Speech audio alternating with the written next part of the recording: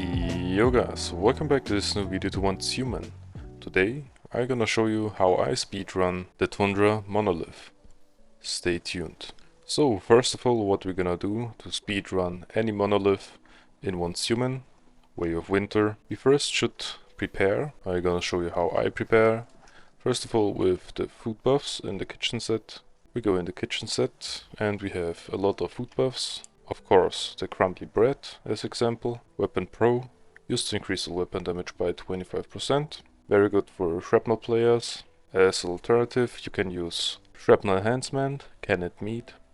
Used to increase character, shrapnel damage by 20%, but that's only the hits from shrapnel. That means your weapon damage isn't increasing, and that means crumbly bread makes more damage. Because if your weapon damage is increased, you also will make more damage with shrapnel.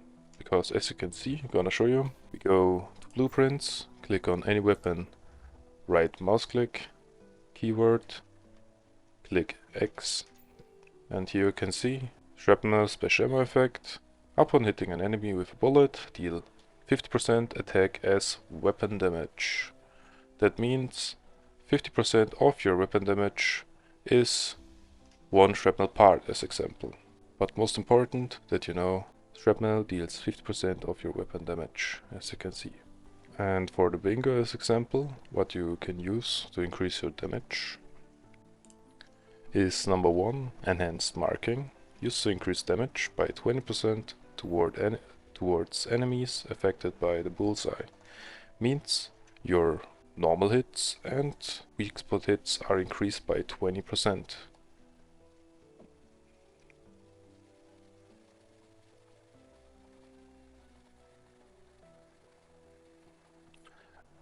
Mixed right hotdog, enhanced marking, used to increase damage by 20% towards enemies affected by the bullseye, is for me number 1, because of the DPS you will make more damage.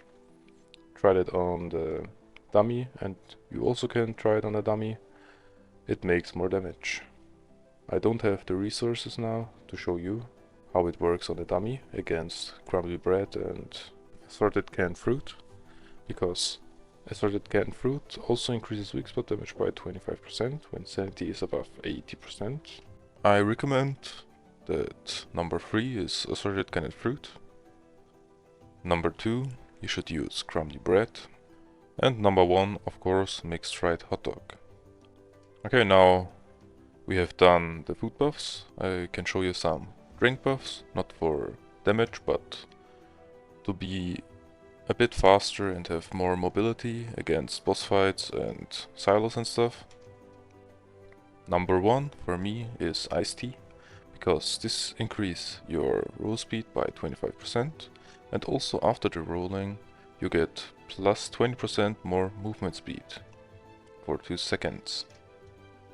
What you also could use is Stardust energy drink, because used to gain double jump ability for 30 minutes. Also very good, but there is an item or a specialization mimetic. This one gives you also the double jump ability for 30 seconds, can use up to 5 times. Put it in the hotbar and you can always activate it if you need a double jump. And for the third item, if you think you haven't enough health, or you lose a lot of health in silos and boss fights, use Miracle Tea, because Miracle Tea used to increase all your recovery effects by 10%. That means sanity recovery goes up by 10%, slow recovery, the HP recovery goes up by 10%, and if you have the specialization mimetic Stardust Dish, Shellbreak, this one gives you also a continuous recovery in HP when sanity is full. And also a little tip on the fruit tea. If you use it, you have there some flowers, as you can see, and all are giving different bonus effects. I mostly use cornflower because dishes provide a sanity restoring bonus. Like that, I never need to worry about the sanity drop because it gets always restored. And of course it is better than the beer, because the beer isn't restoring sanity. That's why if you get attacked or you're standing in this lake of sanity dropping water, I don't know what it is, but if you are standing in this lake, it doesn't get recovered by the beer, but if you use the fruity with the dishes provide a sanity restoring bonus effect, you will restore the sanity afterwards and can easily use your activator and be full health again. Okay, now we are done with all the dish buffs, dish effects. Now I'm gonna show you how to speedrun, or better, a guide, how to fight the Secret Servitor, aka Tundra Monolith, as fast as possible. See you there. What I also forgot to mention is the whim effects, of course. You should use Utter Delight to extend the whims you use. And the whims I use, of course, are the Weaver and Living Armor. The Weaver spawns a spiderweb on the ground, chaining any approaching enemies, and Living Armor. If the HP drops below 20%, you recover 100% HP within 5 seconds, and for the next 10 minutes, Claw Armor will not take effect anymore. Means you need to wait 10 minutes, and after 10 minutes, it will activate the HP buff again. So, now to the Tundra Monolith. Okay guys, we are now on the Tundra Monolith. I'm gonna explain you what I use. Today we're gonna use the bingo. Gonna show you what I use. Here we go, vulnerability.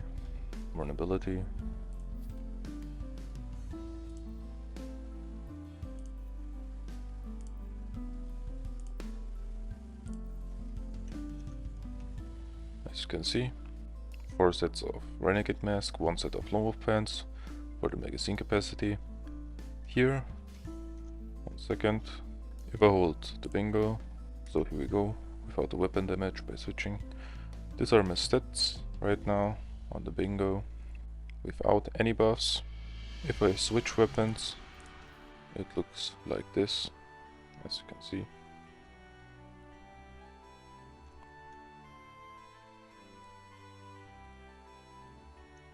And yeah, now I'm gonna show you how my buffs look like when I use all the buffs I told you to use, the best ones.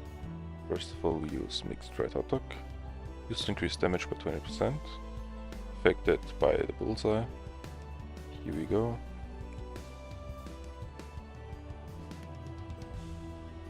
Drink buff, as I said, the iced tea. As you can see, dishes provide a sanity restoring bonus. And of course with the Chef's Rex, 38%. Here we go, iced tea is done. Now what we're gonna do next, what I didn't mention before, but also possible. You can use weak spot damage from the Pompano. How you can catch it, of course you need your fishing rod. And you can go to any spot outside of the map, because that's the salty ocean. And there you can catch with a little fish like sardine, as example, Pompanos, if you use sardine as bait. Or if you're lucky you can use crankbait, and sometimes you get a Pompano with the crankbait. Okay. Of course for the boss fights, we're gonna use it too. Here we go. Of course don't forget to use your Whim potions. And also what I forgot to mention, why we use the long axe, not only because, I'm gonna show you, not only because Fortress Warfare gives us the weapon damage plus 20%, it also gives us heavy armor, and this includes the super armor, and the super armor has a resistance against the stun attack in the second phase, like this. You can avoid the stun and can continue the fight without being stunned. Of course I'm gonna show you it in the fight. Okay guys, now we have all done. Now I'm gonna show you how to speedrun or how to fight against the Tundra Monolith.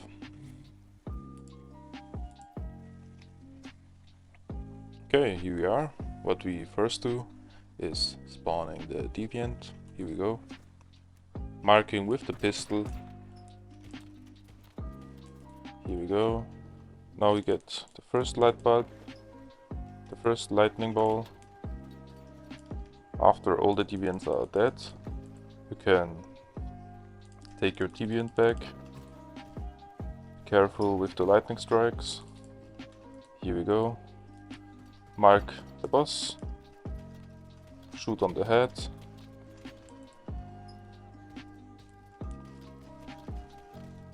Here we go. And now mark him again. Spawn your deviant. As you saw, the right head was the weak spot. Now visit the head in the mid. And yeah. Now, important, switch to your X. Use it. If the light isn't on, this will help you against the stun, as I said before. Use your deviant. Here we go. Again, if you throw 4 bolts, I don't know if I mentioned it before, you will gain more damage. 4 bolts, also 4 lightning bolts are max. And here we go. Sometimes it can look like this, that it hides behind the starter wall. Here we go. The right head. Yeah. This was the fight with my commentary. Now I'm gonna show you again another fight without commentary and with time stops to explain what I did and why I used the X and all that stuff.